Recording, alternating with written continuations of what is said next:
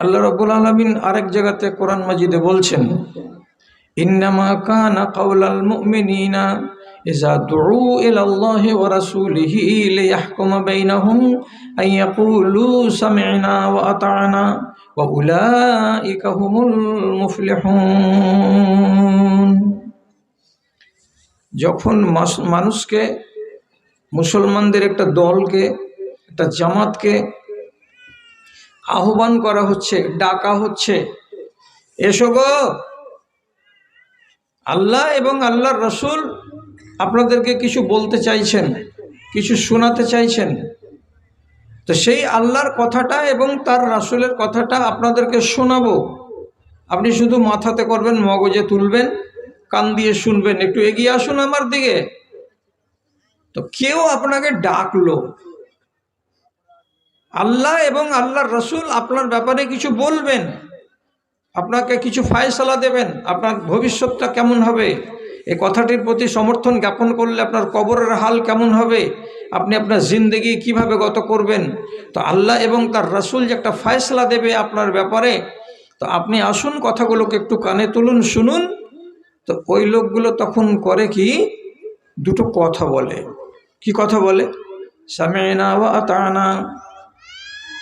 যে কথা তাদের সামনে ব্যক্ত করা হয়, সে কথাগুলোকে তারা বলে কান দিয়ে শুনলাম এবং মন থেকে সেগুলোকে মেনে নিলাম। দুটো কথা, কান দিয়ে শুনলাম এবং হৃদয় দিয়ে সেগুলোকে গ্রহণ করে নিলাম।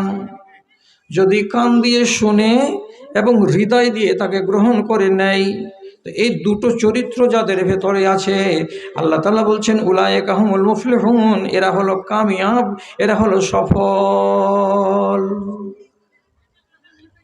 তার যারা সফল আপনি তাদের চিনতে পারলেন, যারা বিফল তাদেরকে আপনি চিনতে পারলেন। এবার আপনাকে ফয়সালা করতে হবে কি, আল্লাহ কখন আমাদের কাছে অঙ্গীকার নিয়েছেন যে আমরা অঙ্গীকারকে ভাঙছি, আর আল্লাহর কোনটা আদেশকে আমরা নষ্ট করছি, ভেঙে চুরমার করছি, এটা একবার জানার, এটাকেও জেনে নেন। আদম আলাইহিসসালাতু ওয়াসসালামকে আল্লাহ রাব্বুল আলামিন সৃষ্টি করলেন, করার পরে তার পিঠে একবার হাত বুলালেন, লক্ষ লক্ষ কোটি কোটি মানুষ রুহের জগতে আত্মপ্রকাশ করলো। এই কোটি কোটি মিলিয়ন মিলিয়ন মানুষ কিয়ামত পর্যন্ত যতগুলো আসবে, তারা যখন আদমের পিঠ থেকে বেরিয়ে আসলো ফাঁকা ময়দানে, তখন রব্বুল আলামিন সকলকে সামনে করে বলেছিলেন, একটা কথা বলেছিলেন, আলাস্তু বিরাব্বিকুম।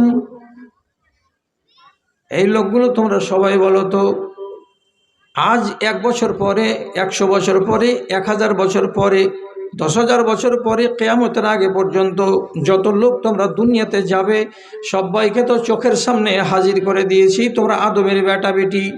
আমি তোমাদের সবাইকে বলছি, আলাস্তু বিরাব্বিকুম, আমি তোমাদের মালিক না মালিক নয়, আমি তোমাদের রব না রব নয়, এ কথাটার জবাব দাও। আল্লাহ খাড়ো থেকেছেন সামনে, আমিও সেদিন ছিলাম, আপনিও সেদিন ছিলেন। আর রুহের জগতে ওই ছোট ছোট ছোট ছোট কম্পিউটারে হয়তো ধরা যাবে না এইরকম প্রাণীর আকারে আমরা হাজিরি দিয়ে, আল্লাহ যখন জিজ্ঞেস করলেন আমি তোমাদের রব কি না বলো, তো আমরা সবাই বলেছিলাম কালু বালা, হ্যাঁ হে আল্লাহ তাআলা, আপনি আমাদের রব, আপনি আমাদের প্রতিপালক, আপনি আমাদের প্রভু, আপনি আমাদের মালিক।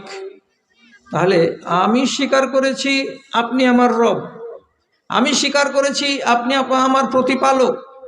সেই স্বীকারোক্তি কোরআন মাজিদেও আল্লাহ রাব্বুল আলামিন বলেছেন, আলাম আহাদ ইলাইকুম, আমি তোমাদের কাছে কি চুক্তি নিনি, অঙ্গীকার নিনি তোমাদের কাছ থেকে, যে তোমরা আমাকে রব বলে মেনেছো। তোমরা সবাই বলেছিলে সেদিন যে হ্যাঁ আপনাকে আমরা রব বলে মানলাম। রব কাকে বলে? রব কোন জিনিসটার নাম? এইবার বুঝেন রব কাকে বলে। আপনি মায়ের পেট থেকে ভূমিষ্ঠ হয়ে কবরে যাওয়া পর্যন্ত এই সারাটা 65 বছরের জীবনে আপনার যতটি প্রয়োজন আছে তিনি মিটাবেন, আপনার যতটি পেটের আহার লাগবে তিনি তা দেবেন, আপনার অন্যান্য আনুষঙ্গিক যাবতীয় প্রয়োজন সব কিছু তিনি মিটাবেন। এবং যিনি এই দায়িত্বটা কাঁধে নেন তাকে বলা হয় রব। তাহলে আমাদের রব, আমাদের আল্লাহ, তিনি আমাদের খাবার যোগান দিয়েছেন, তিনি আমাদের আসবাবপত্র দিয়েছেন, তিনি আমাদের চোখ দান দিয়েছেন, তিনি আমাদের যত রকমের নিয়ামতকে সজ্জিত করতে হয় সব নিয়ামত দিয়ে আমাদেরকে সাজিয়েছেন। তাহলে তিনি রব হিসাবে তার দায়িত্ব ঠিক পালন করে গেছেন। আমাকে না খাইয়ে মারেননি, আমাকে কানা করে পয়দা করেননি, আমাকে জমি জমার মালিক বানিয়েছেন, আমাকে গাড়ি বাড়ির মালিক বানিয়েছেন, আমাকে আওলাদ দিয়েছেন, আমাকে বিবি বাল বাচ্চা দিয়েছেন, আমাকে সুখ স্বাচ্ছন্দ্যে ভরা জীবন দান করেছেন। তাহলে তো তিনি রব, নিজের দায়িত্বটা ঠিক পালন করেছেন। তো রব যখন নিজের দায়িত্ব পালন করলেন তখন তিনি ওয়াদা নিয়েছিলেন যে আমি তোমাদের রব, তোমাদের কর্তব্যটা কি আছে? আমাদের কর্তব্য শুধু একটাই, রবকে রব বলে মেনে নেওয়া। মেনে নিব কি করে? তাহলে আপনার শরীরের ভেতরে সবচাইতে মূল্যবান অঙ্গ হলো মাথা, আর মাথার ভেতরে সবচাইতে মূল্যবান স্থান হলো আপনার কপাল। এই কপালখানাকে আপনাকে জমিনে একবার করে মাটিতে ঠেকাতে হবে, লাগাতে হবে। আর এই জায়গাতে যদি কপালখানা একবার ঠেকে জমিনে গিয়ে লাগে, তাহলে পৃথিবীতে যত কিছু আছে সব আপনার নিকটে তুচ্ছ, একেবারে হেউ, কোনো জিনিসের দাম নেই। আপনার এই কপালখানা জমিনে লাগাবার মানে হলো এই, হে প্রভু তুমি একমাত্র আমার রব, তুমি আমার একমাত্র মালিক, তোমার নামেই কপালখানা জমিনে টেকে দিলাম। আর এটাকে আল্লাহ রাব্বুল আলামিন এত পছন্দ করেন, এত পছন্দ করেন যে তিনার নবীকে দিয়ে বলালেন কি, আমার বান্দা যদি হজ করতে গিয়ে কাবার দেয়ালে এমনি করে হাত লাগিয়ে দেয় তবুও সে আমার কাছে আসে না, আমার দূরেই থাকে। কিন্তু আমার একটা বান্দা সম্বলপুর টাল এলাকার একটা ছোট্ট গ্রামে কোনো একটা পাক জায়গাতে যদি জমিনে মাথাটাকে খালি ফেলে দেয়, তো রাসূলুল্লাহ বলছেন আকরাবু মা ইয়াকুনুল আবদু ইলা রাব্বিহি, নিজের রবের কাছে চলে যায়, একবারে নিজের রবের পাশাপাশি সে যেন খাড়ো হয়ে আছে, চোখের সামনে শুধু দেখতে পাই না, রব তার কিনারায় খাড়ো হয়ে আছে, এত নিকটে চলে যায় যখন আমার কপালখানা জমিনে লেগে যায়। এইটুকু পাওনা হচ্ছে আল্লাহর, আর বাদ বাকি সব কিছু দেওয়ার কাজ হচ্ছে আল্লাহ রাব্বুল আলামিনের। এই জন্য সূরা জারিয়াতে রাব্বুল আলামিন বলছেন আমি তোমাদের জন্ম দিতাম না গো এত উত্তম করে, মখলুকাত অনেক, জিন আছে, ইনসান আছে, একে বাদ দেওয়ার পরে যদি মখলুকাতকে গুনো তাহলে গুনতে গুনতে তুমি হয়রান হয়ে যাবে। এত মখলুক আমি তৈরি করে রেখেছি, এদের ভেতরে তোমাকে কুকুর, শৃগাল, হাতি, ঘোড়া, গাধা, গরু, মাছ ইত্যাদি না বানিয়ে আমি তোমাকে মানুষ বানালাম। কেন বানিয়েছিলাম তোমাকে মানুষ? শুধু রব্বুল আলামিন সূরা জারিয়াতে বলছেন ইল্লা লিয়াবুদুন, তোমরা আমার কাছ থেকে যতটি বিনিময় পেয়েছো একটা একটা করে পাই পাই করে উল্টা আমাকে শোধ দিও না, আমাকে একটা দিও হাজারটা নিয়ামতের বিনিময়ে। তাহলে এই যে তোমার কপালখানাকে একবার জমিনে ফেলে আমাকে বলিও তুমি আমার রব, বাস আমার সব শোধ হয়ে যাবে, আমি এতেই খুশি হয়ে যাব, তোমাদের এই ব্যবহারটাই আমার চাই। তাহলে আমি জানতে পারবো আমি মালিক আর এলা হচ্ছে আমার প্রজা। এখন আপনি জিজ্ঞেস করেন নিজের নফসকে কতটি সিজদা আপনি দিয়েছেন? দিয়েছি কতটি এটা না জিজ্ঞেস করে ছেড়েছি কতটি এটা জিজ্ঞেস করেন নিজের নফসকে। যদি সাজদা ত্যাগ করা থাকে তাহলে আপনি রবের খাচ্ছেন, কিন্তু এই খানাটা খাচ্ছেন গায়ের জোরে, আর এই খানাটা হচ্ছে আপনার অন্যায় খাবার। মালিককে চিনবেন না আর মালিকের নামাক হালালি করবেন না, অথচ খেয়ে চলে যাচ্ছেন, খেয়ে চলে যাচ্ছেন। তো তাহলে এই খাওয়াটা আমার কতখানি ঠিক হচ্ছে, আর মালিকের সঙ্গে নাফরমানি করাটা আমার কতখানি ঠিক হচ্ছে? জিজ্ঞেস করা হয়েছিল কবিতার ভাষায়, আমাদের তুমি সব কিছু দিয়ে নিজে কি পেয়েছ প্রভু আমার, কয়টি মানুষ শির নত করে তোমাকে বুঝাই হক তোমার, বাঁচিবার তরে রিজিক দিয়েছ আমরা পেটে খাই, কি মধুর আলো বাতাসে দানিলে লাগে আমাদের গায়ে, চিরদিন তুমি দিতেই থাকিলে মূল্য কোনো দিন নিলে না তার, আমাদের তুমি সব কিছু দিয়ে নিজে কি পেয়েছ প্রভু আমার, কয়টি মানুষ শির নত করে তোমাকে বুঝায় হক তোমার। কটা মানুষ পাবেন দেখেন, নামাক হারামিতে কতটি মেতেছে মানুষ, আপনি এবার তাকিয়ে দেখেন। সাজদা ত্যাগ করলেন তো ঠিক আছে, আপনার কি ফল হবে? কি ফল হবে সেটা কোনো বড় আলেমের কাছে আপনি জানতে চাইেন না, ছোটোখাটো আলেমকে জিজ্ঞেস করতে গেলেই সেই ফলটা কি হবে আপনি জানতে পারবেন।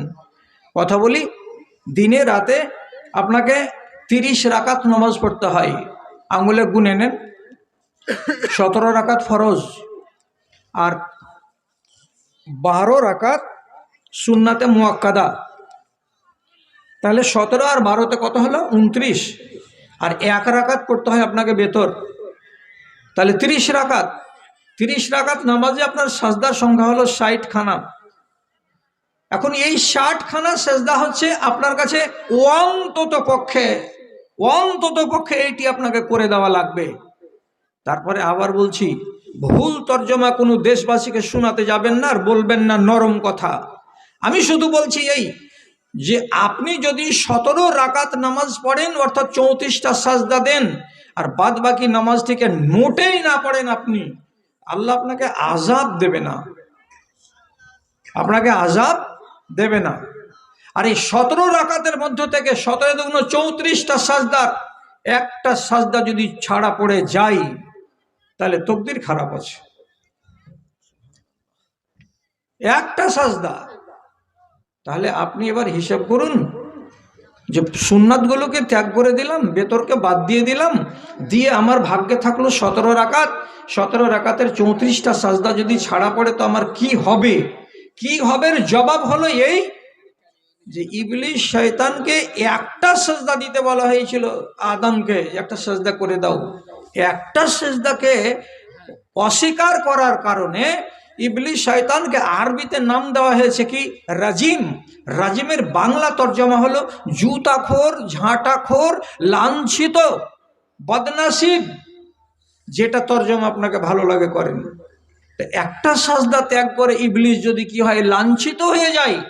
ও যদি ওর কপাল পুড়ে যায়, নসিব পুড়ে যায়, আর কুরসি যদি রব্বুল আলামিন লাত মেরে কেড়ে নিয়ে ওকে যদি জালিল করে দেন, দিয়ে দুনিয়াতে নামিয়ে দেন, আর আজ পর্যন্ত বনি আদমের চরম শত্রু হিসেবে তাকে আখ্যায়িত করা হয়, এবং তার নসিবে রব্বুল আলামিন আগুন লিখে দিয়েছেন, অথচ একটা মুকাররব ফারিস্তাদের মধ্যে ছিল এবং তাকে আল্লাহ তাআলা সরদার বানিয়ে রেখেছিলেন। তো সে যদি একটা সাজদা ত্যাগ করে ঝাঁটাখোর হয়, আপনি 34টা সাজদাকে হজম করে দিয়ে কি খোর হবেন আপনি?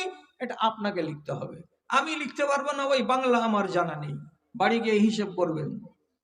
আপনি পাস করলেন না আপনি ফেল করলেন, দুটো জিনিস আপনার চোখের সামনে আছে। তো একটা উদাহরণ আপনাকে আমি শুধু বললাম। হাদিস শুনেন, একটা হাদিস শুনেন। নবীজি বলছেন,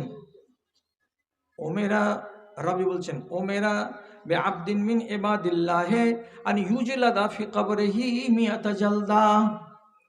বনি ইসরাইলদের মধ্যেকার কোনো একজন কবরে চলে যাওয়া মানুষকে তাকে বলা হলো যে আল্লাহর ফেরেশতারা, এই লোকটার উপরে তোমরা 100টা কোড়া লাগাও।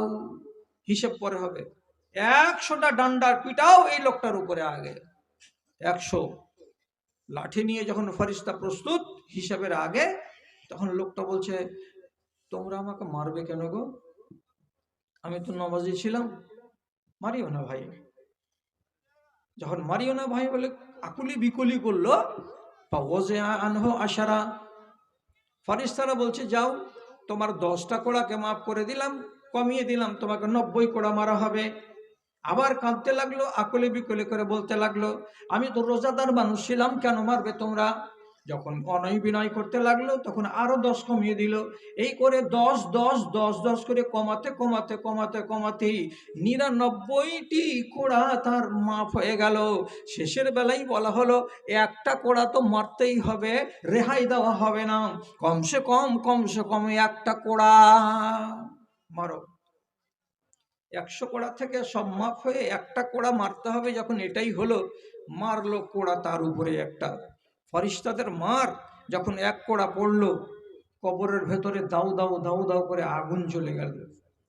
পুরো কবরের ভেতরে মনে হচ্ছে কি কত পাওয়ারের আগুন, আল্লাহ তাআলা নিমেষের হুকুমে জ্বলে গেল 1 মিনিটের ভেতরে। সব পড়লো, পটাতন পড়লো, কাফন পড়লো, বাঁশ পড়লো, কাঠ পড়লো, সবই পড়লো।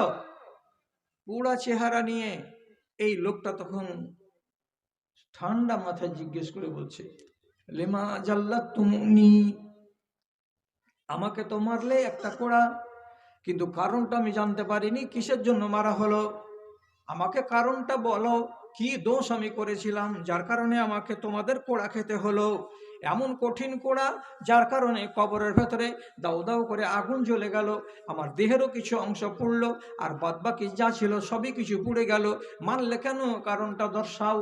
তখন আল্লাহ রাব্বুল আলামিনের ফেরেশতারা জবাব দিয়ে বলছেন, ইন্নাকা সাল্লাইতা সালাতান বিগাইরি তাহুরিন, তোমাকে এই জন্য মারা হলো যে তোমার জীবনে, তোমার লাইফের ভেতরে তুমি কোনোদিন নামাজ ছাড়োনি, তবে একটা দিন তুমি নামাজ পড়েছো এমন যে ওই নামাজের আগে তুমি অজু বানাওনি, বিনা অজুতে নামাজ আদায় করে নিয়েছিলে, বিনা অজুতে নামাজ হয় না, এর মানে সেই দিন তোমার নামাজটা কবুল হয়নি।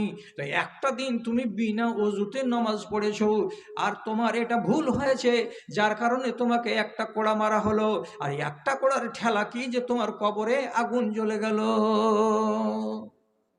লোকটা কি নামাজ ছেড়েছিল? ছাড়েনি, পড়েছিল। ভুলটা কি হয়েছিল? বিনা অজুতে নামাজ হয়েছিল।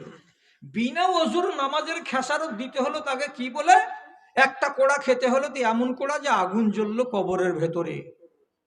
এখন আপনি এই হাদিসটা সহি, ইমাম আলবানী রহমতুল্লাহ আলাইহি বলেছেন হাদিস সহি, আপনি হাদিসটাকে সামনে রাখুন, আর রাখার পরে এই প্রশ্নটার জবাব আপনাকে নির্জনে তৈরি করতে হবে। কি বলে? আমি কত রাকাত নামাজ ছেড়েছি, যতটি রাকাত হবে 2 দিয়ে গুণ দিতে হবে। যদি আমি 10 রাকাত নামাজ ছেড়ে থাকি তো 20টা সাজদা হজম করেছি।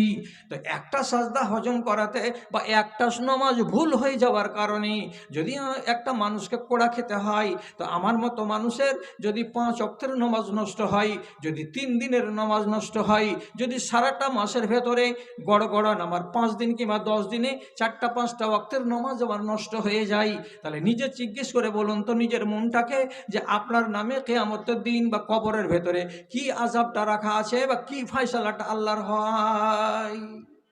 ভাবছেন? ভাবেন না। ভাবার টাইম নাই আমাদের কাছে, দুনিয়া নিয়ে ব্যস্ত আছি, আর আখেরাতের চিন্তাটা আমাদের কাছ থেকে চলে গেছে। আমি যে ফেল হয়ে জিন্দেগি কাটাচ্ছি আর কবরে যাওয়ার টাইম চলে আসছে, তো কবে আমি নিজেকে শুধরাবো? একটা কথা বলবো, কথাটা আপনাকে হয়তো উল্টা লাগবে, কিন্তু এই জমানার মানুষকে পা ধরে ওয়াজ করার এটা যুগ জমানা নয়।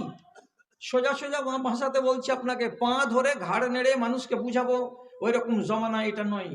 অথচ হাদিস থেকে প্রমাণ আছে, দরকার যদি লাগে তো থাপ্পড় মেরে সোজা করো, দরকার যদি লাগে তো পায়ের গুঁতো দিয়ে সোজা করো, দরকার যদি লেগে যায় তো বয়কট করে সোজা করো, দরকার যদি লেগে যায় তো মুখের উপরে কোনো জিনিস চালিয়ে দিয়ে সোজা করো, যেভাবে পারবে সেভাবে সোজা করবে। সবগুলো হাদিসে প্রমাণ আছে, ওগুলো অত কথা বলার আমার কাছে টাইম নাই। কিন্তু এগুলো একটাও খাটবে না, মানুষকে মেরে ওয়াজ করা যাবে না। আবু সাঈদ খুদরি রাদিয়াল্লাহু তাআলা আনহু, তিনি মদিনার মসজিদে নামাজ পড়ছেন, আর তার সামনে দিয়ে একটা কিশোর, একটা 10-12 বছরের বাচ্চার সামনে দিয়ে গত হতে যাচ্ছে। উনি হাতটাকে বাড়িয়ে দিলেন, তার মানে আমার সামনে দিয়ে যেও না। বাচ্চাটা ফিরে গেল, আবার কুদাকুদি করতে করতে আবার সামনের দিক দিয়ে চলে যাচ্ছে, আবার হাত বাড়িয়ে দিলেন, আমার সামনে দিয়ে যাবে না। হাত বাড়িয়ে দিয়ে যখন রুকে দিল, 2বার রুকলো, তৃতীয়বারের বার আবার হাতটাকে ঠেলে দিয়ে এপার থেকে ওপার যাওয়ার চেষ্টা করছিল ছেলেটা। আর যেমনই চেষ্টা করলো, আবু সাঈদ করলো কি, হাতটাকে নিজের নামিয়ে দিয়ে নমাজের হালাতে ডান হাত দিয়ে ওই ছেলেটার গালে তাড়াম করে একটা চড় কষে দিলেন। ছেলে কাঁদতে কাঁদতে গেল বাপের কাছে। বাপ হলো গভর্নর, তার নাম হলো মারওয়ান। মারওয়ানকে যে বলছে, বাজান আমাকে মারলো, মসজিদে একটা বুড়া লোক। হ্যাঁ, তোমাকে মারলো মানে? গভর্নরের ছেলেকে মারবে এমন কোন লোকটা আছে? চলো তো দেখি। পাওয়ারফুল মানুষ মারওয়ান মসজিদে চলে এসে যেমনি দেখেছে, এই বুড়া লোকটা মারলো আমাকে। কাছে গিয়ে চিনতে পারছি তো আবু সাঈদ, রাসূলুল্লাহর একটা জলিলুল কাদার সাহাবী। ওর কাছে যে আর রাগ না দেখে শুধু মিঠা ভাষাতে জিজ্ঞেস করে বলছে, লিমাজা জারাবতা ইবনে আখিকা, আপনি আপনার ভাইয়ের বেটাটাকে মানে ভাতিজাকে মারলেন কিসের জন্য? কি দোষ করেছিল আপনার ভাতিজা? সাথে সাথে আবু সাঈদ খুদরি বলছেন, আমি তো কোনো ভাতিজাকে মারিনি, আমি তো মেরেছিলাম একটা শয়তানকে। মারা তো হলো মাত্র 10 মিনিট। আজব কথা, বেটা বলছে আমাকে মেরেছে আর আপনি বলছেন শয়তানকে মেরেছি, কেমন কথা? তখন আবু সাঈদ খুদরি বলছেন, রাসূল করিম সাল্লাল্লাহু আলাইহি সাল্লাম আমাকে বলেছেন, কেউ যদি তোমার নমাজের সামনে দিয়ে গত হওয়ার চেষ্টা করে, ফালিয়াদফাহু, ওকে হাত দিয়ে রুকে দাও। তারপরেও যদি না রুখে আবার রুখে দাও, তারপরেও যদি তাকে রুখতে না পারা যায়, তাহলে নবীজি বলছেন ফালইদাফিহু ফাইন্নাহু শায়তানুন, তাকে দফা করো, মানে তাকে আক্রমণ করে দফা করো। যেহেতু এই লোকটা মানুষ নয়, এটা হলো শয়তান। তো তোমার ছেলেকে 2বার নিষেধ করেছি, নিষেধকে অবজ্ঞা করেছে, 3য়বার যখন চেষ্টা করেছে তখন আমি ওর গার জোর দেখে তার গালে থাপ্পড় কষে দিয়েছি। রাসূলুল্লাহর ভাষায় ফাইন্নাহু শায়তানুন, এটা মানুষের রূপে কি আছে, তো শয়তান। ভুল শুধরে দিয়েছেন চড় মেরে, জি ভুল শুধরেছেন চড় মেরে। আবু সাঈদের কথা শুনে কিচ্ছু বললেন না, ছেলের হাত ধরে টানতে টানতে বাড়ি নিয়ে চলে গেলেন, বুঝতে পারলেন যে ছেলে অপরাধী। আমি বলতে চাইছি যে নাওয়াই করে আপনাকে বুঝাবো না, আপনাকে জ্ঞানের কথা বলছি। যদি আপনার মগজে আসে তো আলহামদুলিল্লাহ, না যদি আসে তো আমি কিছু করতে পারবো না। কঠিন কথা মুখে উচ্চারণ করছি, সব আলেম এই কথাটা আমাকে হয়তো বলতে নিষেধ করবে যে এই জমানাতে বলিয়েন না এটা কথা। কথাটা কি? আল্লাহ তাআলা বলছেন কুলিল হাক্কু মির রাব্বিকুম, মানুষকে বলে দাও হক যা ছিল, ন্যায্য যা ছিল, সব আল্লাহর তরফ থেকে তোমাদের কাছে এসে গেছে, সব তোমরা জানো। না জানি না, আমরা জানি না হক কোনটা না হক কোনটা, বলার মুখ নাই রে বান্দারা। কেন নাই? আপনার নসিবে, আপনার কপালে আল্লাহর পক্ষ থেকে লিখে দেওয়া হয়েছে আপনাকে বছরে 52টি জুমার নামাজ পড়তে হবে। ঠিক, 52টি জুমার নামাজ পড়তে হবে। 52টি জুমার খুতবা, প্রত্যেকটা খুতবা 25 মিনিট করে, আধা ঘন্টা করে হয়। কোনো জুমাতে এক আলেম বলল মা বাপের সেবা, কোনো এক জুমাতে এক আলেম বলল সুদের ভয়াবহতা, কোনো এক জুমাতে একজন আলেম ওয়াজ করলো নেশার সম্বন্ধে, নেশার ভয়াবহতা, কোনো একদিন বলল নমাজের উপকারিতা, কোনো দিন আরেকজন জাকাতের ফজিলত বয়ান করলো। এই করে নমাজ, রোজা, হজ, জাকাত, সাদকা, ফিতরা, দান, খায়রাত, মাতা পিতার সঙ্গে ভালো ব্যবহার, আওলাদের সঙ্গে নেক ব্যবহার, হালাল রুজি খাওয়া, হারাম থেকে বেঁচে থাকা, চুরি ডাকাতি না করা, জেনা না করা, ব্যভিচারে লিপ্ত না হওয়া, এবং ইত্যাদি ইত্যাদি কথাগুলো 52টি জুমাতে 1 বছরে আপনাকে শোনানো হয়েছে। তো যারা সারাটা বছরে 26 ঘন্টা ওয়াজ শুনে, সে মানুষগুলো যদি বলে আমরা জানি না কোনটা হক, তাহলে মানুষগুলো মিথ্যাবাদীর দল, মিথ্যাবাদীর দল। বলতে পারবেন যে আমি জানি না? কেউ এই মজলিসে আছে যে বলবে যে আমি সুদের ওয়াজ শুনিনি জীবনে? কেউ বলতে পারবে এই মজলিসে যে মা বাবার সঙ্গে অসৎ ব্যবহার করা চলবে না, এ ওয়াজ আমি জীবনে শুনিনি? বলুন এইখানে এসে কোন একটা লোক যে আমি এই ওয়াজটা শুনিনি, আপনি বলুন না দেখি। সমস্ত ওয়াজ শুনেছেন আপনি। বছরে যদি 52টা হয় তো 20 বছরে কতটি হয়? আপনি কত ওয়াজ শুনেছেন? সব শোনা আছে, হক আপনার কাছে এসে পৌঁছে গেছে। এবার হকটাকে জানার পরে আপনার ফয়সালা আপনার কাছে। আল্লাহ তাআলা কত মিঠা কথা বললেন, ফামান শাআ ফালিউমিন ওয়া মান শাআ ফালিয়াকফুর। এতটি কথাকে জেনে নেওয়ার পর যার মন হবে সে ঈমানদার হবে, আর যার মন হবে সে এগুলোকে অস্বীকার করে বেঈমান শয়তানের খাতায় নাম লেখাবে। তোমার জন্য আমার পক্ষ থেকে কোনো মিলিটারি যাবে না। যার মন আছে ইমানদারি জিন্দেগি কাটাও, যার মন আছে বেঈমানের জিন্দেগি গ্রহণ করে নাও। আল্লাহ তাআলার পক্ষ থেকে তোমাকে কেউ বারণ করার জন্য লোক আসবে না, কোনো ফোর্স আসবে না, কোনো মিলিটারি আসবে না। তাহলে তো আপনি স্বাধীন। মানো তো মানো, আর না হয় পা দিয়া সানো, যেটা তোমার ইচ্ছা সেটা তুমি করো। এখন আপনি বলবেন যখন আল্লাহ ছাড় দিয়েই দিলেন যে মানবা তো মানবা, না মানবা তো না মানবা, তো আমি দ্বিতীয়টা ধরে নিলাম, আমি মানতে পারলাম না, আমি সব কটা কথাকে রাখতে পারলাম না। যদি রাখতে না পারো তো কি হবে? যদি রাখতে না পারো, এই লোকটা হলো জালিম। জালিম কাকে বলা হয়? এই লোকটার নাম হলো জালিম। আল্লাহ তাআলা কোরআন মাজিদে বলছেন, যেই মানুষটা এতগুলো কথাকে শোনার পরে, জানার পরে সিদ্ধান্ত কি নিল যে আমি এগুলোকে মেনে দিতে পারবো না, তখন রব্বুল আলামিন বলছেন ইন্না আতাদনা লিজ্জালিমিনা নারা, আমি এই সমস্ত সীমা লঙ্ঘনকারী জালিমদের জন্য আগুন তৈরি করে রেখেছি, যেই আগুনকে পহরাদারি করছে সব সময় আল্লাহর হাজার হাজার ফেরেশতারা। যদি জাহান্নামকে ধরে না রাখে তো এদিক থেকে সেদিক চলে যাবে জাহান্নাম। যদি জাহান্নামকে লাগাম পরিয়ে না রাখা যায় তাহলে জাহান্নাম বেলাগাম হয়ে এখান থেকে সেখান দৌড়ে বেড়াবে, কত যে সত্যানাশ করে রেখে দেবে। রব্বুল আলামিন বলছেন আমার ফেরেশতারা তার লাগাম ধরে মোতায়েন করে রেখেছে জাহান্নামকে। ওই জাহান্নামের ভেতরে দেওয়া হবে কাদেরকে? তো এই জালিমদেরকে, এই অন্যায়কারীদেরকে।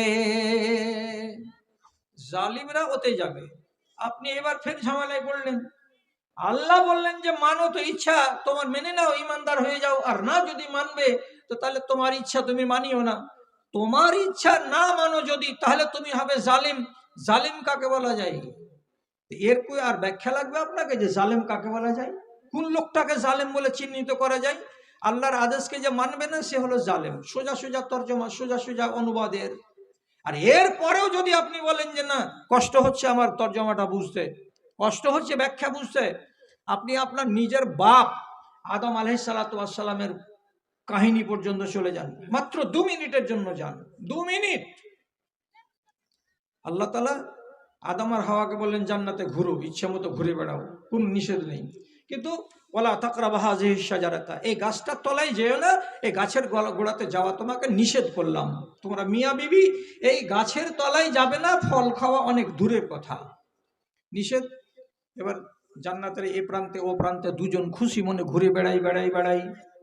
হঠাৎ একদিন দুজনই ওই গাছের তলায় গেল, যেখানে নিষেধ সেই জায়গাতেই গেলেন। কে? আদম আর হাওয়া।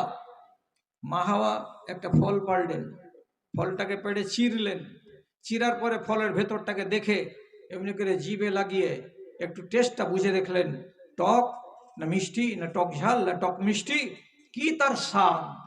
একটু জিভে দিলেন, স্বামীকে বললেন তুমি দেখো আল্লাহ এই গাছের ফল খেতে নিষেধ করেছে, ফলগুলা কত সুন্দর, ফেড়ে দেখলাম তো দেখো ভিতরগুলা কত দগদগে লাল, জিভেতে দিয়ে দেখো, আমি দিয়ে দেখলাম, খেতে তো হবে না, বারণ করা আছে।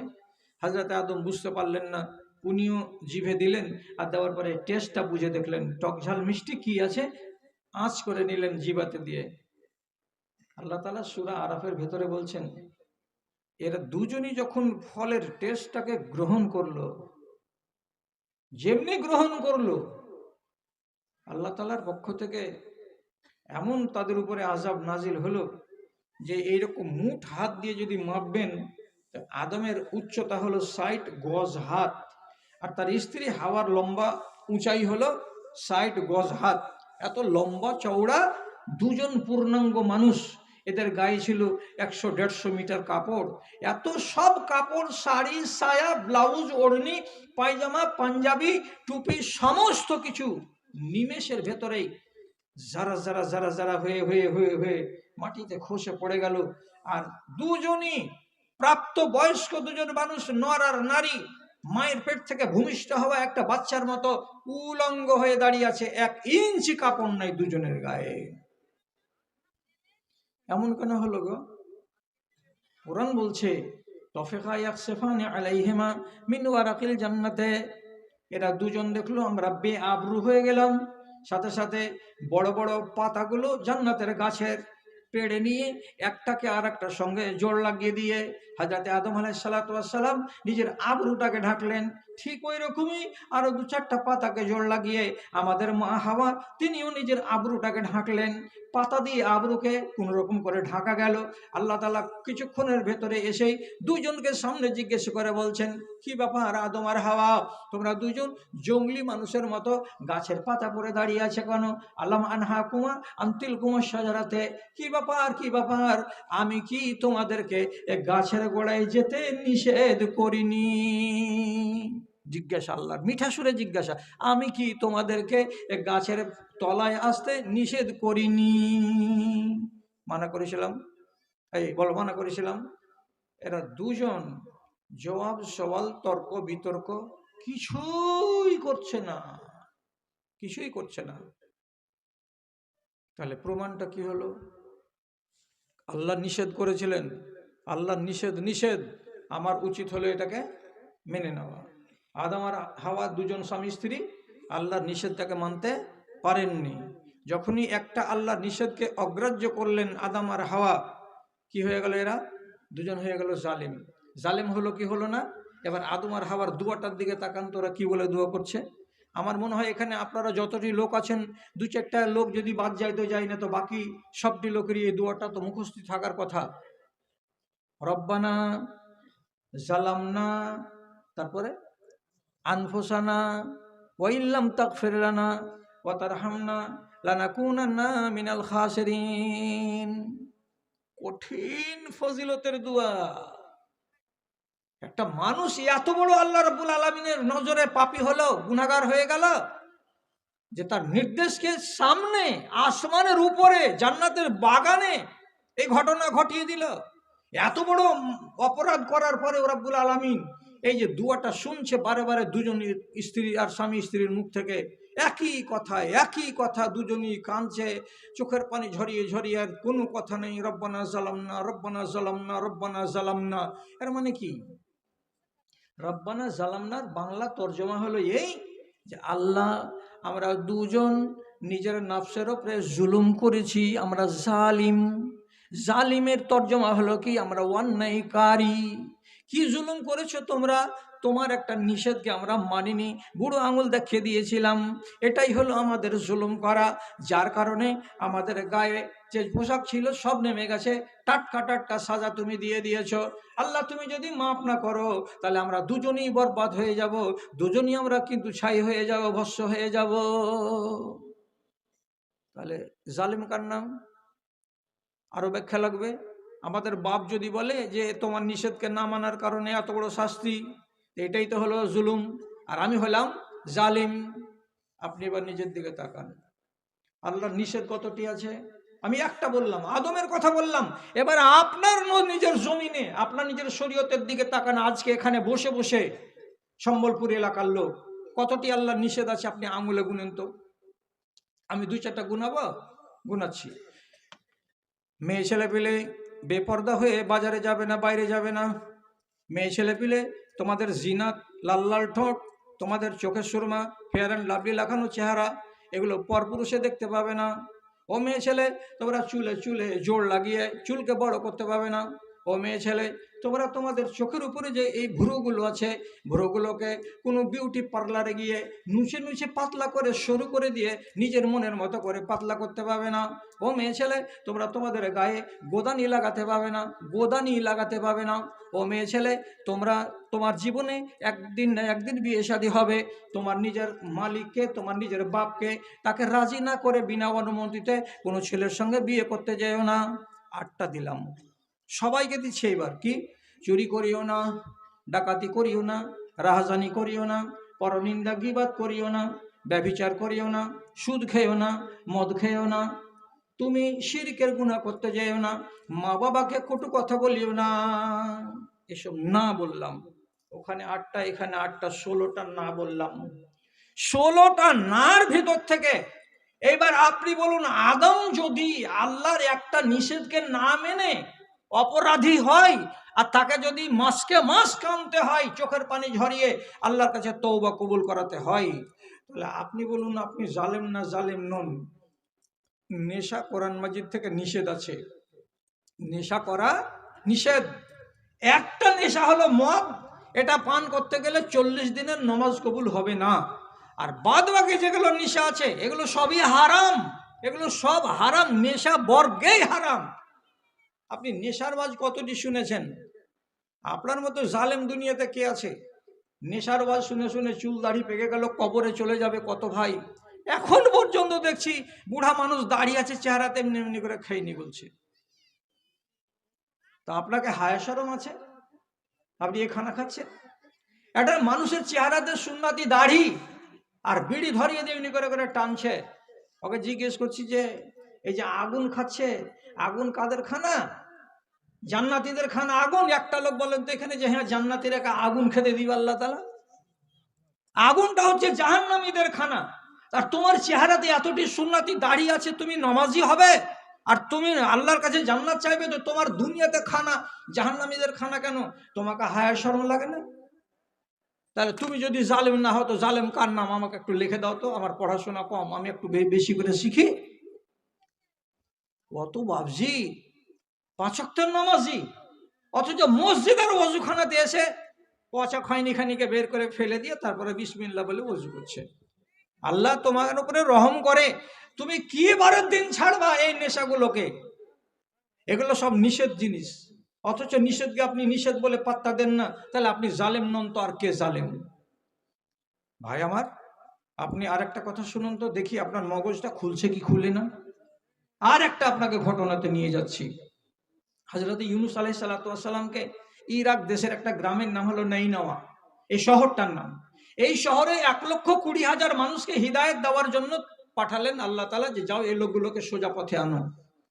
2 মাস 4 মাস 2 বছর 4 বছর হয়ে যাচ্ছে, মানুষকে সোজা করা যাচ্ছে না, সোজা করা যাচ্ছে না।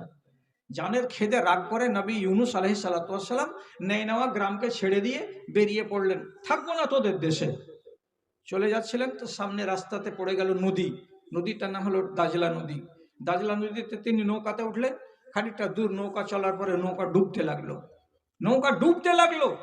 মালিক তখন নাবিক বলছে যে ভাই, আমার প্যাসেঞ্জারদের ভেতরে কে এমন প্যাসেঞ্জার আছো যে নিজে কোনো না কোনো অপরাধ, কোনো না কোনো গুনাহ করে, অন্যায় করে তুমি আমার নৌকাতে চড়েছো, তুমি আল্লাহর রাস্তায় নেমে যাও, নাহলে আমার বাকি যাত্রী ডুবে মরে যাবে।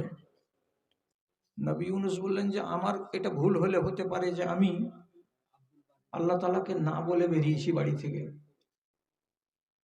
ঝাঁপ দিয়ে দিলেন নদীতে। যেমনি নদীতে পড়ে যাওয়ার সাথে সাথে বড় মাছে গিলে নিল। আর গিলে নেওয়ার পরে ওকে আস্তে আস্তে বসতে বসতে বসতে বসতে নদীর তলায় গিয়ে বসে গেল। নদীর তলায় যখন মাছ বসে গেল, একটা জ্যান্ত মানুষকে খেয়ে একটু আঁচড় লাগেনি তার গায়ে, একটু আঁচড় লাগেনি তার গায়ে, কত বড় মাছ গিলেছিল তাকে। এবার ওইখানে বসে বসে ঝিনুকের আওয়াজ শুনতে পাচ্ছেন, শামুকের আওয়াজ শুনতে পাচ্ছেন, দরিয়ার জীবজন্তুগুলোর একটু করে কানে আওয়াজ আসে, কে কুটকুট করছে, কে মুটমুট করছে, কে কি আওয়াজ করছে। উনি মনে মনে বলছেন, এই আওয়াজগুলো যদি কেউ শোনার না আছে তো আওয়াজ করছে কেন? নিশ্চয় এদের আওয়াজ আসমানের মালিক পর্যন্ত যায়, তাহলে আমার আওয়াজ কেন যাবে না আসমানের মালিকের কাছে? উনি তখন বিদ্যা পেয়ে গেলেন, বুদ্ধি পেয়ে গেলেন। মাছের পেটে পড়ে পড়ে সমুদ্রের তলায় উনি আল্লাহকে ডাকতে শুরু করলেন।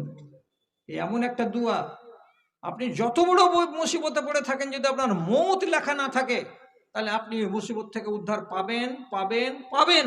এত ফজিলতের দোয়া এইটা। সেই দোয়াটা কি বলেছিলেন তিনি, তাতেও দেখবেন একটা শব্দের প্রতি খেয়াল করবেন। উনি কি বলছেন? লা ইলাহা ইল্লা আনতা সুবহানাকা ইন্নী কুনতু মিনাজ জালিমিন। এটা কার দোয়া? ইউনূস নবীর দোয়া। ওর দোয়ার শেষখানে নজর দেন, উনি এ কথাটাই বলছেন, আল্লাহ তুমি পাক, তুমি ছাড়া কেউ নাই, তুমি পবিত্র, এবং আমি হলাম জালিম। আরে এটা নবী নিজেকে কেন বলছেন? আমি হলাম জালিমদের অন্তর্ভুক্ত, আমি জুলুম করেছি। আল্লাহ, কি জুলুম করেছো তুমি? তো এই কথাটা তো পরিষ্কার আপনার সামনে বললাম। আল্লাহ তাআলা ওকে যেই জায়গাতে পাঠিয়েছিলেন সেখানেই থাকতে হতো। ওই জায়গাকে ছাড়তে গেলে আল্লাহর কাছ থেকে অনুমতি নিতে হতো। পরওয়ারদিগার, এখানকার লোক কথা শুনে না, আমি থাকবো না এখানে, আমি যাব কি যাব না, মালিককে না বলে, মালিককে না জানিয়ে, মালিকের নির্দেশকে অমান্য করে যে বেরিয়ে চলে যাচ্ছিলেন, এটাই হলো তার জুলুম করা। তার জন্য তিনি স্বীকার করে বলছেন, ইন্নী কুনতু মিনাজ জালিমিন, আমি হলাম একজন জালিম। আল্লাহ তুমি আমাকে মাফ দাও, আল্লাহ তুমি আমাকে ক্ষমা করো। 3 দিন ধরে 3 24 12 72 ঘন্টা, 72 ঘন্টা মাছের পেটে পড়ে পড়ে পড়ে পড়ে যখন কাঁদতে লাগলেন, দোয়া করতে লাগলেন, আল্লাহ রাব্বুল আলামিন ফারিস্তাদের সুপারিশ শুনতে পেলেন। আল্লাহর ফারিস্তারা বলছেন, মালিক আল্লাহ, কোন এমন একটা লোক বিপদে পড়ে আছে, বারবার একই কথা বলছে, ইন্নী কুনতু মিনাজ জালিমিন, ইন্নী কুনতু মিনাজ জালিমিন। আল্লাহ তুমি তাকে মাফ করে দাও, আল্লাহ তুমি তাকে মুক্তি দাও।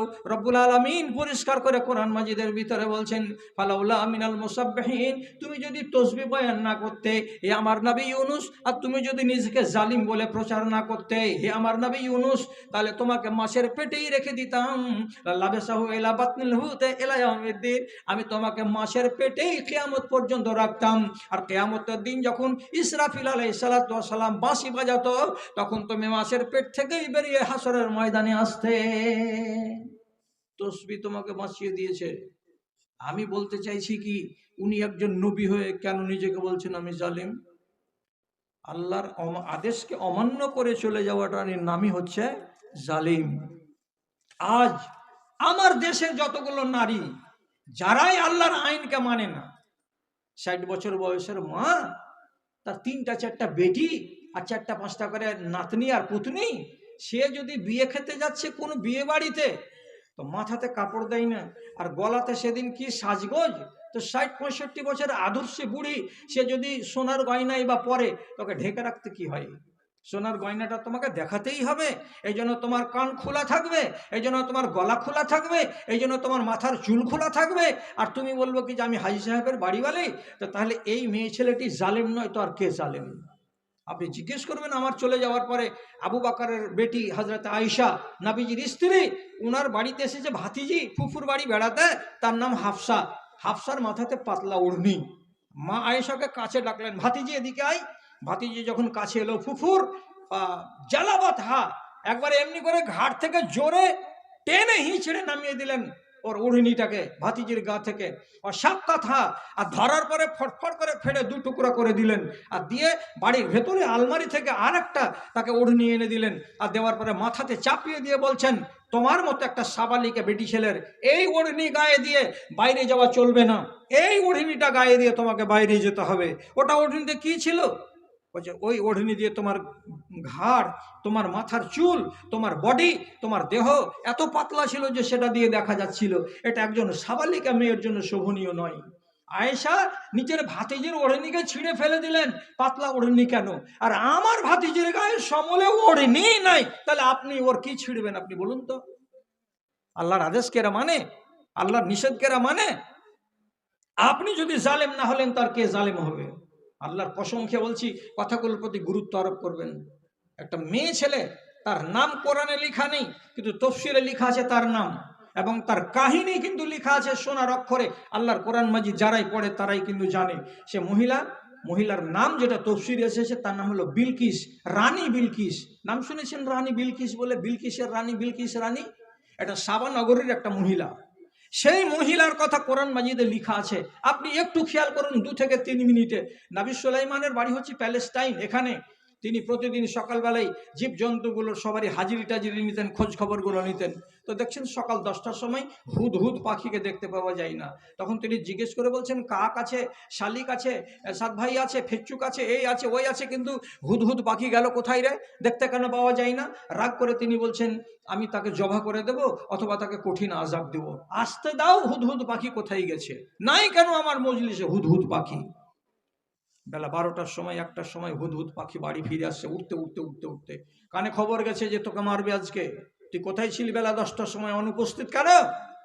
খবর পেয়ে আতঙ্কিত হয়ে নবী সুলাইমানের দরবারের কাছে একটা ডালের উপরে বসে, একটা শুখা বাঁশের উপরে বসে গেছে। নবী সুলাইমান কোনো কথা জিজ্ঞেস করার আগেই মুখ খুলে বলছে পাখিটা। এই কথাগুলো কোরআনে লেখা আছে। কি বলছে? আহাত্ত বিমালাম তহিদ বিহি ওয়া জিতু মিন সাবাইন বিনাবাইন ইয়াকিন। আমি আপনার কাছে এমন একটা খবর এনেছি যে খবর আপনি জানেন না। আমি এমন একটা দৃশ্য দেখে আসলাম যে দৃশ্য আপনি জীবনে দেখেননি। এমন একটা আজব জিনিস আমি দেখেছি, ওই আজব জিনিসটা আপনার নিজের জীবনে কখনো আপনি দেখেননি।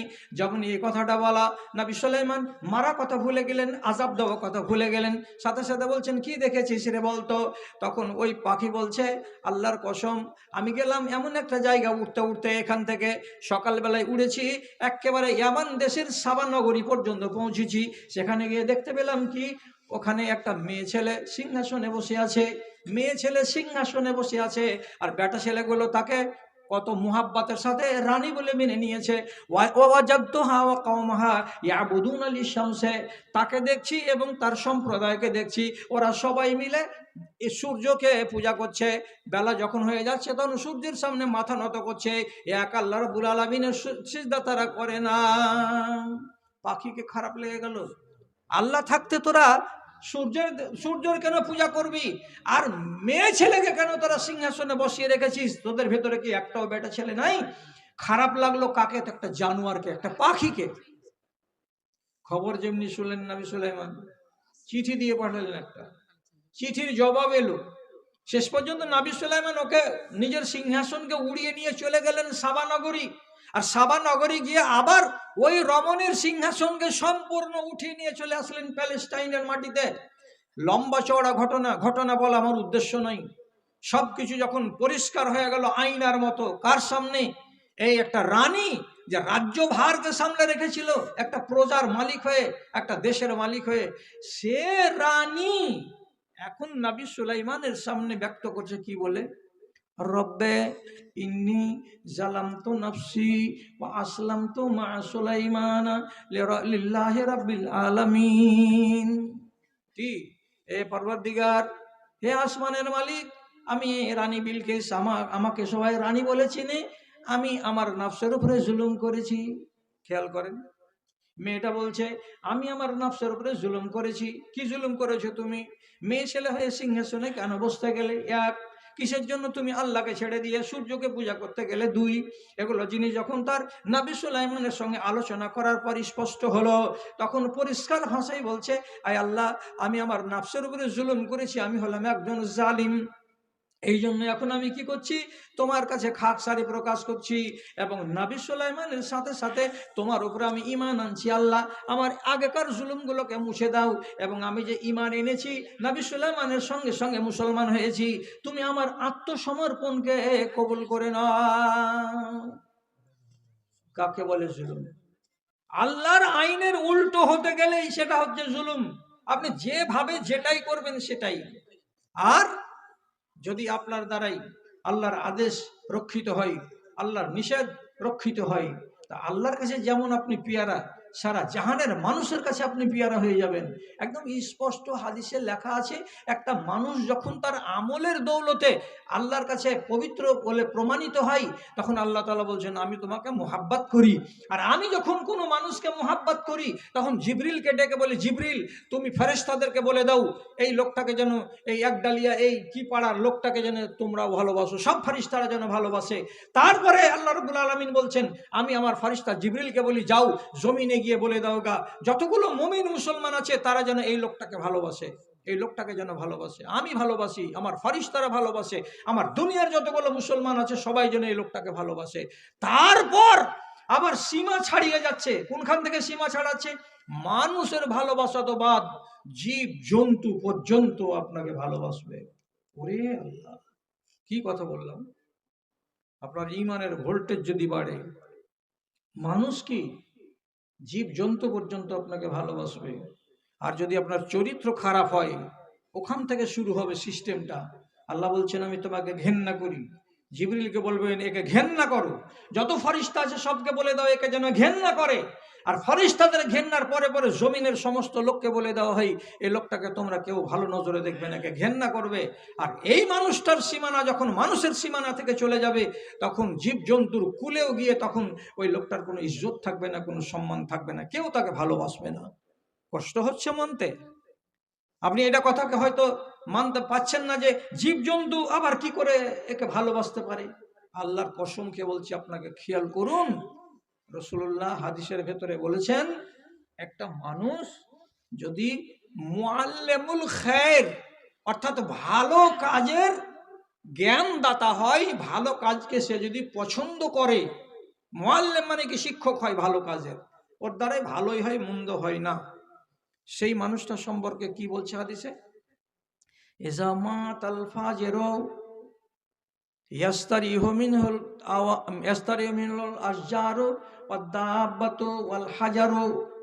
একটা ফাসেক মানুষ যখন মরে যায়, একটা বেনামাজ যখন মরে যায়, তখন বেনামাজির মরণের খবরটা তার গলিতে যে পশুগুলো আছে তারা আগে জানতে পারে। ওই বেনামাজির মরণের খবরটা তার বাড়ির পেছন দিকে যে বড় বড় গাছগুলো আছে তারা জানতে পারে। এরা প্রথমে একটা বেঈমান যখন মারা যায় তখন তারা আরাম পেয়ে যায়, তারা আনন্দিত হয়ে যায়। তার বাড়ির কুকুর আনন্দ করে, তার বাড়ির গরুগুলো আনন্দ করে, তার পাড়ার গরু ছাগল ভেড়া কুকুরগুলো আনন্দ করে। কি বলে আনন্দ করে? সবাই বলে যারে জানো জানো আমার মালিকটা ওই যে বেঈমান ছিল, নামাজ পড়তো না। আরে জানো জানো আমার মালিকটা যে মদখোর সুদখোর ছিল, যে জীবনে আল্লাহকে মানতো না, এই বেঈমানটা আজকে মারা গেছে। তো বেঈমান মারা গেছে বলে গাছগাছড়া খুশি হলো, হাদিস বলছে কথা। গাছগাছড়ার পরে জীবজন্তু খুশি হয়ে গেল, বলছে হাদিসের ভাষা। এলাকায় যতগুলো পাথরের টুকরা আছে, বড় বড় চাইগুলো আছে, এগুলো আনন্দ প্রকাশ করে যে এই জালিমটা মারা গেছে। তাহলে একটা মানুষ যদি কুলাঙ্গার হয়, যদি বদ্দিন হয়, যদি ফাসিক হয়, যদি বেনামাজ হয়, দুশ্চরিত্র হয়, তাহলে তার মরণে গরু বাছুর ছাগল ভেড়া গাছ গাছড়া সবাই খুশি হয়ে যায়, এরাও ঘেন্না করে। কি বুঝলেন? আবার তিরমিজি শরীফে হাদিস আসছে কি, ওয়া ইন্নাল্লাহা ওয়া মালাইকাতাহু ওয়া আহলুস সামাওয়াতি ওয়াল আরজি হাত্তা নামলাতা লা ইউসাল্লুনা আলা মুআল্লিমিল খাইরে। আল্লাহ রাব্বুল আলামিন নিজে এবং যতগুলো ফেরেশতা আছে তারা এবং আল্লাহর ফেরেশতাদের পরে আসমানের উপরে যতগুলো আছে মাখলুকাত তারা, জমিনের উপরে যত মাখলুকাত আছে তারা, তারপরে নবীজি বলছেন হাত্তান নামলাতা, এমন পর্যন্ত কি দুনিয়াতে লক্ষ লক্ষ কোটি কোটি পিপিলিকা আছে তারা, সবাই সবাই সবাই করে কি, যারা ভালো কাজ করে এবং ভালো কাজ সম্বন্ধে মানুষকে বলে বেড়ায় তাদের জন্য সব সময় তারা মাগফিরাতের দোয়া করে। আল্লাহ, কি বুঝলেন? আপনার ভালোবাসাটা শুধু কি মানুষের সীমানা পর্যন্ত আছে? সীমানা পর্যন্ত নেই, আর এই সীমানাটা ছাড়িয়ে চলে যাচ্ছে অনেক দূর পর্যন্ত। আর আমি বসে আছি কোন জায়গাতে? আল্লাহু আকবার। এগুলো কথা বলতে গেলে মানুষরা বলবে যে মুলি সাহেবেরা ওয়াজ করার জন্য, রাত কাটাবার জন্য কোথা কোথা থেকে জড়ো টড়ো করে বানিয়ে টানিয়ে নেই, কতখানি সত্য আর কতখানি মিথ্যা আল্লাহ তুমি ভালো জানো। আরে বাবা, যদি হাদিসের বরাত বলি আর তারপরে আপনাকে শুনাই, তারপরেও যদি আপনি রহস্য মনে করেন, তাহলে তো আমার কাছে আর কোনো ওষুধ নেই। আপনি অগ্রাহ্য করবেন কেন? কথা এই কয়টা কথাকে মনে রাখতে পারবেন কি? একটা মানুষ একটা মাছির কারণে জাহান্নাম চলে গেছে। মাছি। আবার আর একটা মানুষ, একটা সামান্য এই এতটুকুনি প্রাণী মাছিটার জন্য জান্নাতে চলে গেছে। দুটা হলো। আবার শুনুন, একটা লোক একটা কুকুরকে মুজা খুলে পানি পাটকুমা থেকে উঠিয়ে পান করিয়ে জান্নাতে চলে গেছে। একটা মেয়ে ছেলে একটা বাড়ির ছোট্ট বিড়ালের বাচ্চাকে বেঁধে রেখে মেরে ফেলেছিল, তার কারণে জাহান্নামে চলে গেছে। একটা সাহাবী একখানা চাদরকে এমনি করে লুকিয়ে নিয়েছিল বগলের তলায়, ভাগ হয়নি তার আগেই, চাদরখানার কারণে ওকে জাহান্নামের আগুনে চলে যেতে হয়েছে। একটা সাহাবী চপ্পলের ফিতা দুখানা বাইতুল মালে জমা করেনি, লুকিয়ে রেখে দিয়েছিল এমনি করে। সেই চপ্পল দুখানা পরে আবার রসুলকে এসে জমা দিচ্ছিল যে আল্লাহ রসুল, আমি রেখে নিয়েছিলাম, আমি ভাগ হওয়ার আগেই আপনি এটাকে জমা করে নিন। রসুল্লাহ বলছেন সেরাকাইনে মিনান নার, জাহান্নামের এই ফিতা নিয়ে কিয়ামতের দিন হাজির হতে হবে, আমার কাছে জমা দিতে আসিও না। কি ভাবছেন? একটা চাদরের কারণে জাহান্নামে যায় যদি এক সাহাবী, একটা চপ্পলের ফিতার জন্য যদি যায় একটা মানুষ জাহান্নামে, হ্যাঁ? আর আপনি কত কত পাহাড়কে উল্টিয়ে ফেলে দিচ্ছেন, আর এতগুলো কথা আপনার সামনে বলা যাচ্ছে, তখন আপনি বলছেন যে এগুলা তোমরা কোথায় কথা পাও? এখন মানুষের মানসিকতা খারাপ হয়ে গেছে। হাদিস কোরআনের যারা ওয়াজ করবে সে সমস্ত মানুষের ওয়াজ আপনাদেরকে ভালো লাগে না। আপনি তখন ডাকছেন কাকে? যে 1.5 ঘন্টার সময়ের ভেতরে যে 40 মিনিট খালি গাজাল গেহে দিবে তাকে। ওটাতেই মজলিস মাতছে আপনাদের। আর মানুষের রুচি কত পাল্টালো। সঠিক কোরআন হাদিসের বক্তব্য দানকারীদেরকে কোনো মানুষের আজকালকার যুগে পছন্দ করে না। এই ওকে ডাক না, হ্যাঁ ওই ওকে লিয়াই না, হ্যাঁ একে কেন তোরা আনিস না, হ্যাঁ। এটা হলো আমাদের রুচি। আপনি নিজের ইমানের যদি মূল্যায়ন করতে চান তাহলে সেটাকে আপনাকে করতে হবে। জানোয়ার তো বাঘ, একই জানোয়ার বাঘ। ও যদি আপনাকে পায় তো গলা মুছড়াবে, আমারও যদি পায় তো গলা মুছড়াবে। অথচ আপনি দেখেন তো, মানুষ গুণে দেখুন তো, মানুষের দিকে তাকান। একটা সাহাবীর নাম সাফিনা, নৌকার সফর করছিল, নৌকাটা গেল ঝড়ে ভেঙে ডুবে। একটা তক্তা ধরে সাঁতার দিতে একটা জঙ্গলে গিয়ে উঠলো। আর জঙ্গলে যদি উঠলো তো আল্লাহ রে, যেখানে বাঘের ভয় সেখানে সন্ধ্যা হয়। একটা বাঘের সাথে দেখা, আর যেমনি বাঘ সামনে পেয়েছে একটা মানুষকে, ও তখন তো মনে করছে যে আমি তাহার পেয়ে গেছি, ওর ঘাড় মটকাবে। বুঝে নিয়েছে এই লোকটা, তার নাম হলো সাফিনা। ও তখন মোহাব্বতের সাথে নরম সুরে বাঘটার দিকে আঙুল তুলে বলছে, আনা মাওলা তো রাসূলিল্লাহ সাল্লাল্লাহু আলাইহি ওয়াসাল্লাম, আমি হলাম আল্লাহর নবী হযরতে মুহাম্মদ মুস্তাফা সাল্লাল্লাহু আলাইহি ওয়াসাল্লামের গোলাম। আমি নবীজিকে পানি লোটাতে করে আগিয়ে দিই, আমি নবীজিকে ওযু করার জন্য পানি এনে দিই, আমি নবীজির জুতাকে সোজা করে দিই, আমি রাসূলুল্লাহর খিদমত করি দিনের বেলায়, আমি রাসূলুল্লাহর খিদমত করি রাতের বেলায়। অতএব আমি রাসূলের গোলাম বলছি, তুমি আমাকে কষ্ট দিও না। আপনি বলেন, বাঘ কোনোদিন এগুলা কাহানি শুনে? তুমি কার রাখাল, কার গোলাম, কার কি, এসব কি কথা? অথচ সহিহ হাদিস বলছে এই কথাটা যেমনি আমি বললাম, সাথে সাথে বাঘ এসে কি করতে লাগলো, আমার কাছে এসে গাটাকে ঘষা দিতে লাগলো, গাটাকে বারে বারে হিলাতে লাগলো, নড়াতে লাগলো, দিয়ে আমাকে ঠেলে ঠেলে ওই জায়গা থেকে অন্যদিকে যেতে বলতে ইশারা করতে লাগলো। তার তো মুখ নাই, আর যেমনি যেমনি আমাকে ঠেলে তেমনি তেমনি আমি এগিয়ে যাই। আমি জঙ্গলে কোনো রাস্তা চিনি না, বাঘটা আমাকে এরকম করে ঠেলতে ঠেলতে ঠেলতে ঠেলতে আমাকে ইশারা করে নিয়ে যেতে যেতে যে তারাকানি আলাত তারিকে, যখন মেন রাস্তাতে চলে আসলাম তখন বাঘটা ইউহাম হেমো ইশারা করে করে বলছে, হুম হুম করে একটা আওয়াজ করে বলছে, ওরে মানুষের বাচ্চা, তোকে তো আল্লাহ তাআলা আক্কেল দিয়েছে, তুই নিজের আক্কেল দিয়ে রাস্তাটাকে চিনে নে, এখান থেকে আমার আগে যাওয়ার দরকার করে না। আমি ফিরে গেলাম জঙ্গলের জানোয়ার, তুমি চলে যাও রাস্তা ধরে, নিশ্চয়ই তুমি তোমার মঞ্জিলে পৌঁছে যেতে পারবে।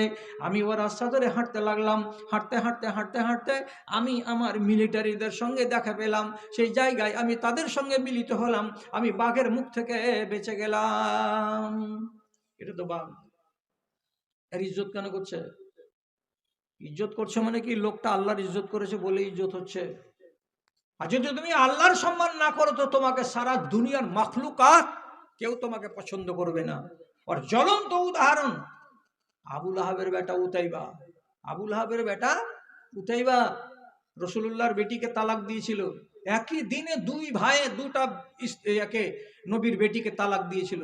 আর এ উতাইবা শয়তান কি করেছিল, নবীজির বেটিকে তো তালাক দিলই, রাসূলুল্লাহর সামনে এমনি করে জোর করে থুতু চালিয়ে দিয়েছিল। আর দেওয়ার পরে বলেছিল, তোর বেটিকে রাখবো না, তুই নিয়ে চলে যা। তোর মতন লোক আমার বাপের নামে কোরআনের আয়াত নাজিল হয়েছে কি, তাব্বাত ইয়াদা আবি লাহাব, তাব্বাত ইয়াদা আবি লাহাব। তোর এত বড় গলা যে তুই আমার বাপের নাম দিয়ে কোরআন নাজিল করালি আসমান থেকে, যে কোরআনে আমার বাপের নাম লেখা আছে কি বলে, যে আবুল লাহাবের হাত মাটিতে মিশে যাক। থুতু চালিয়ে দিল। রাসূলুল্লাহর মনে দুঃখ হলো, তুই আমার জামাই, তোর কাছে আমার বেটি আছে, আর আমি তোর শ্বশুর, শ্বশুর মানে আব্দুল্লাহ, আর সেই মানুষটাকে তুই এমনি এমনি কড়া কথা বলে দিতি, সেটা অন্য কথা ছিল, তুই একবারে আমার মুখের উপরে থুতু নিক্ষেপ করে দিলি। রাসূল তো একটা মানুষ, রাগ তো হলো, সাথে সাথে তিনি বদদুয়া করে দিলেন। কি বললেন? আল্লাহুম্মা সাল্লিত আলাইহি কালবান মিন কেলাবেকা। এই পরওয়ারদিগার, এই যে ছেলেটা আমার সামনে বদতমিজি করেছে, এটা তো একটা নোংরা ছেলে, এটা তো জানোয়ার, এটা পশুর চাইতে খারাপ, এই ছেলেটার উপরে আল্লাহ তুমি একটা কুকুরকে কিংবা একটা বিড়ালকে কিংবা কোনো একটা জঙ্গলি জানোয়ারকে নিযুক্ত করে দিও, কেন যে সেই ছেলেটার উপরে ওই জঙ্গলি জানোয়ারটা এমন করে আক্রমণ করবেই, করে তার পরিণামটাকে অত্যন্ত ভয়ানক বানিয়ে দেবে। মরণ যদি হয় তো একটা জানোয়ারের হাতে হয়, কেন যে এই হলে একটা কুত্তা, কুত্তার জন্য আল্লাহ তুমি একটা কুত্তাকে নিযুক্ত করে দিও। তাহলে এত বড় বদদোয়া যখন লেগে গেল, তো ছেলে তো জোয়ান, ডোন্ট কেয়ার, এগুলা কথা তো ফের কি হয়, এগুলো কিছুই হবে না, তো কিছু হবে না তো ঠিক আছে, হবে না তো হবে না। বাপকে যে বলছে, বাজান তালাক তো দিয়েছি, আর মুখে থুতু ছিটিয়ে দিয়েছি, গাঁর বিষ মিটিয়ে নিয়েছি, তুমি মনটাকে হেলকা করো। সাবাস বেটা। কি কহিলে তোর শ্বশুর শুনে টুনে? কইছে কি কইবে, রাত থামতে না বেড়াতেন, কইছে আল্লাহুম্মা সাল্লিত আলাইহি কালবুন মিন কেলাবেকা। ওই যে কথা বলেছে, আবুল আহাব কপালে হাত দিয়ে কয়েছে, সর্বনাশ, হায় হায় হায়, কি করলে রে, এত বড় কথা বলে দিয়েছে তোকে। কইছে হ্যাঁ। তো তুমি ফের সর্বনাশ কেন করছো? তা আবুল আহাব নিজে বলছে, হাদিসে লেখা আছে, ইন্নী আশাদ্দু আলাইকা খায়ফান মিন দুআ ইন্নাবিয়ে। ওই লোকটা যে নবী আমরা মানি না, কিন্তু সারা দুনিয়ার মানুষেরা মানতে শুরু করেছে। ওর মুখ থেকে যে দোয়াটা বেরিয়েছে, ওরে বেটা এই দোয়াগুলোকে রব্বুল আলামিন ফেলে দেন না। সুতরাং আমার জানে ভয় হচ্ছে তোকে বলে, কখন যে কোন দিন যে কোন সময়ে নবীজির দোয়া তোকে লেগে যাবে আমি ভাবতেই পারছি না, এবং তোর সম্বন্ধে আমি নিরাপদ হতে পারছি না। বাপ কাফের, বেটাও কাফের, তবুও বেটা বলছে লেগে যেতে পারে তোকে দোয়া। সিরিয়া ব্যবসাতে বেরিয়ে যাচ্ছিল 15 জনের কাফেলা। যখন বেরিয়ে যাচ্ছে তখন আবু লাহাব নেতৃত্ব দিয়ে বলছে ওদেরকে, বাবা তোমরা তো 15 জন লোক ব্যবসাতে বেরিয়ে গেছো, তো যাক আমার ছেলেটাকে দেখে থাকিও। হ্যাঁ হ্যাঁ, আপনি আমাদের গুরু, আপনি আমাদের নেতা, আপনার ছেলের অসম্মানী করি, ওটাকে আমরা সম্মানের সাথে নিয়ে চলবো। তারপর ওসিয়ত, আমার ছেলেকে রাতের বেলায় যখন তোমরা ঘুমাবে ওর বিছানাটা যেন এক সাইডে না হয়, ওর বিছানাটা সবসময় তোমাদের যেন মাঝখানে হয়। আমার ছেলেকে নিরালাতে নির্জনে কিংবা এক সাইডে হরগিজ ঘুমাতে দেবে না। কারণটা কি বলছে, আমি জানি তোমরাকে যা বলছি তোমরা তাই করবে। ঠিক এইরকম করে তাকে ঘিরে ঘিরে ঘিরে ঘিরে রেখে রেখে রেখে রেখে সিরিয়া এখনো প্রবেশ করেনি, তার আগেই কোন এক জায়গায় রাতের বেলায় আরাম করতে লাগলো। এই 14-15 জন লোক ঘুমিয়েছে মাঝখানে কে? আবু লাহাবের বেটা। চারিদিকে মাথা গোল করে করে ঘুমিয়ে আছে কারা? তো সঙ্গী সাথীরা। রাতের বেলায় আল্লাহর হুকুমে একটা নেকড়ে বাঘ এলো, আসার পরে একটা মানুষকে নাক দিয়ে শুকে শুকে দেখছে, দেখার পরে নাকটাকে সরিয়ে নিয়ে বলছে হুম হুম এটা নয়।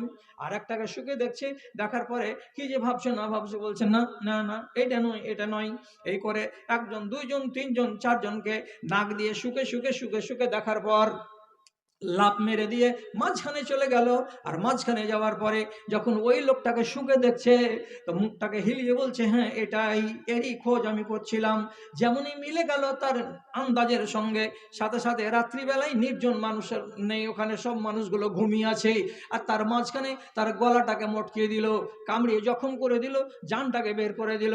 হাই আল্লাহ, জান গেল। এই বাপরে আর মারে করে চাচাতেই থাকলো, গলাটাকে চিরে দিয়ে জঙ্গলের বাঘ চলে গেল। ধরো আর ধরো আর ল্যাপটাও আর ব্যান্ডেজ করো, এ করতেই রইল। 10 মিনিটের মাথায় আবু লাহাবের বেটা ও তাইবা বাঘের কামড়ে ওই জঙ্গলে কুকুরের মতো মরে গেল। রাসূলুল্লাহ বলেছিলেন আল্লাহুম্মা সাল্লি আলাইহি কালবুন মিন কিলাবিকা, আই আল্লাহ তোমার কুকুরগুলোর মধ্যেকার কোন একটা কুকুরকে এই কুকুরের উপরে নিযুক্ত করে দিও। আপনি চিন্তা করেন তো, একটা বাঘ একটা মানুষকে রাস্তা দেখিয়ে দেয়, কিসের জন্য রাস্তা দেখিয়ে দিয়েছিল? চরিত্রটা ছিল তার ইমানদার চরিত্র। আর একটা বনেরই জানোয়ার বাঘ, এই লোকটা এসে, এই বাঘটা এসে মানুষটার গলাকে মটকে জীবনের মতো মেরে সাঙ্গ করে দিল। কেন করে দিল? এর ব্যবহারটা ছিল জানোয়ারের ব্যবহার। তাহলে আপনি চিন্তা করেন, একটা মানুষ যদি নেককার হয় তাহলে দুনিয়ার মানুষ তো ভালোবাসবেই বাসবে, জীবজন্তুরা পর্যন্ত ভালোবাসে। আর একটা মানুষ যদি বেঈমান শয়তান হয় তাহলে আল্লাহর মাখলুকাতের ভেতরে কেউ তাকে পছন্দ করে না। আপনি গোড়াতে যেটা কথা শুনেছিলেন, তো শুনে মনে মনে ভাবছিলেন যে ছাড় পেয়ে গেলাম। ফামান শাআ ফালইউমিন ওয়া মান শাআ ফালইয়াকফুর, যার মন হবে ঈমানদার হয়ে থাকবে আর যার মন হবে ও কুফরি করে বেড়াবে। কিন্তু এই কথাটা আল্লাহ তাআলা এমনি এমনি বলেননি। আল্লাহ তাআলা বলেছেন, দেখো তোমাকে আমি আগুনের জন্য, জাহান্নামের জন্য তৈরি করিনি। আমি তোমাকে ঈমানদার করে জন্ম দিয়েছি তোমার মা বাবার কোখে, তোমাকে তোমার আখেরাতকে ভালো করব বলে। এর পরেও যদি তুমি নিজেকে আখেরাতের কল্যাণকামী মানুষ হিসাবে গঠিত করতে না পারো, তার জন্য আমি রাগ করে বলছি, তোমার যদি ইচ্ছা না চাহে তো যাও, তুমি শিয়াল কুকুর হয়ে মরবা, তো আমার কি আছে। কিন্তু অ্যাকচুয়ালি আমি আল্লাহ তোমাদেরকে জাহান্নামের জন্য তৈরি করিনি। এ কথাটা তোমরা মাথাতে রাখো। কথা শেষ করি একটা কথা বলে দিই আপনাদেরকে ছাড়া দিয়ে দেবো, ছুটি দিয়ে দেবো, বাড়ি চলে যাবেন আপনারা সবাই। আওতাসের যুদ্ধের দিন অনেক লোক আর অনেক বন্দী, অনেক কয়েদি মিলিটারিদের মাঝখানে সব ঘেরা আছে। ঠিক ওই জায়গাতে হাজার হাজার লোকের ভিড়ে একটা মেয়ে ছেলে বয়স্কা হঠাৎ করে এসে বলছে, আমার বাচ্চাটা হারিয়ে গেল। এখানে এসে বলছে, আমার বাচ্চাটা দেখোনি? বলছে না দেখিনি। ওখানে এসে একবার বলছে, হাগো এত বড় একটা ছেলেকে দেখোনি গো? বলছে না দেখিনি। ওখানে যে বলছে, যেখানে সেখানে পেরেশান হয়ে হন্তদন্ত হয়ে বাচ্চাকে খুঁজে বেড়াচ্ছে। খুঁজতে হঠাৎ এক কোণা থেকে বাচ্চাটাকে পেয়ে নিয়েছে। যেমন পেয়ে নেওয়া, হাদিস বলছে লাজামাতহা, মেয়ে ছেলেটি বাচ্চাটাকে মনে করে জড়িয়ে ধরে নিল, কাব্বালাহা, এবং মেয়ে ছেলেটি বাচ্চাটাকে এই গালে আর ওই গালে, মুখে আর চোখে আর কপালে চুমা খেতে লাগলো। তারপরে মেয়ে ছেলেটি মন ভরে নিজের ওই বাচ্চাটাকে দুধ পান করালো। দুধ পান করার পর বাচ্চা যখন শান্ত হলো, মায়ের মন যখন ঠান্ডা হলো, তখন শান্ত যখন হয়ে গেছে মা আর বাচ্চা, তখন রাসূলুল্লাহ সাহাবীদেরকে দেখে বলছেন, ও সাহাবীরা, এই মেয়ে ছেলেটিকে দেখলে তোমরা কি করলে আজকে?